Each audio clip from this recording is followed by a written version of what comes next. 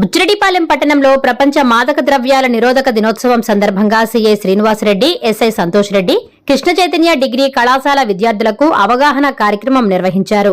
మత్తు పదార్థాలు తీసుకోవడం ద్వారా కలిగే నష్టాలను విద్యార్థులకు వివరించారు. అనంతరం విద్యార్థులతో కలిసి పట్టణంలో ర్యాలీ నిర్వహించారు. గంజాయి పొగ జీవితానికి సెగ, డ్రగ్స్ వద్దు, స్కిల్స్ ముద్దు అంటూ నినాదాలు చేసి ప్రతిజ్ఞ చేయించారు. ఈ సందర్భంగా సీఐ శ్రీనివాసరెడ్డి మాట్లాడుతూ యువత మత్తు పదార్థాలకు బానిసలుగా మారి భవిష్యత్తును పాడు చేసుకోవద్దని సూచించారు. మత్తు పదార్థాలు తీసుకోవడం ద్వారా కలిగే నష్టాలను విద్యార్థులకు వివరించడం జరిగిందన్నారు. మత్తు పదార్థాలు తీసుకున్నా, విక్రయించినా కఠిన చర్యలు తీసుకుంటామని హెచ్చరించారు. ఎవరైనా ఎటువంటి అసాంఘిక కార్యక్రమాలకు పాల్పడితే తమ దృష్టికి తీసుకురావాలని కోరారు. యువత ప్రతి ఒక్కరూ బాధ్యతగా నడుచుకుని ఉన్నత స్థాయికి ఎదగాలని చెప్పారు.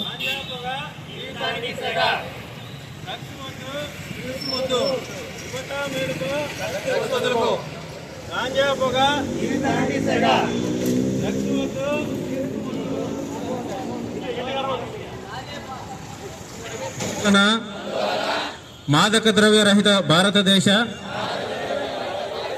ప్రచారంలో గరిష్ట చాలా ముఖ్యం.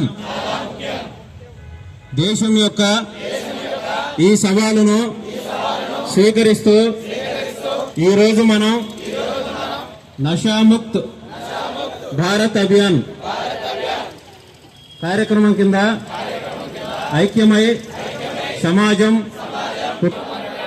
మనం కూడా మాదక ద్రవ్య రహిత ప్రతిజ్ఞ చేస్తున్నాము. ఎందుకంటే మార్పు మనతోనే.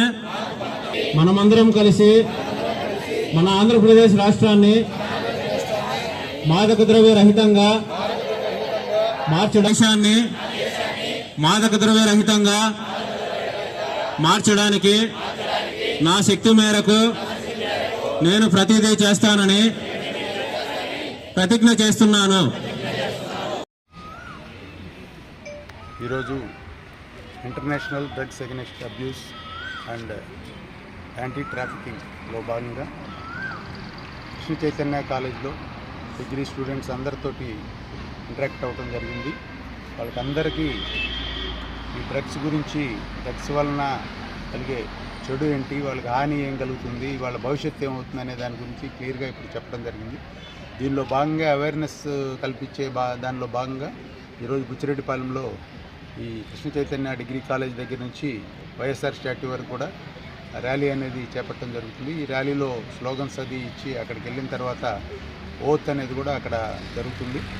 దీనిలో భాగంగా ఎక్కడైనా కూడా డ్రగ్స్కి సంబంధించిన ఇన్ఫర్మేషన్ కానీ, అట్లాగే ఎవరన్నా డ్రగ్స్ కలిగి ఉన్నా కానీ, డ్రగ్స్ తీసుకుంటున్నా కానీ, అట్లాగే డ్రగ్స్ సేల్ చేస్తున్నా, అట్లాగే ట్రాన్స్పోర్ట్ చేస్తున్నా కూడా దాని మీద కఠినమైన చర్యలు ఉంటాయి. అట్లాగే దాని ఇన్ఫర్మేషన్ ఏది ఉన్నా కూడా మాకు తెలియజేయాలని చెప్పి కోరుకుంటున్నాము. Thank you.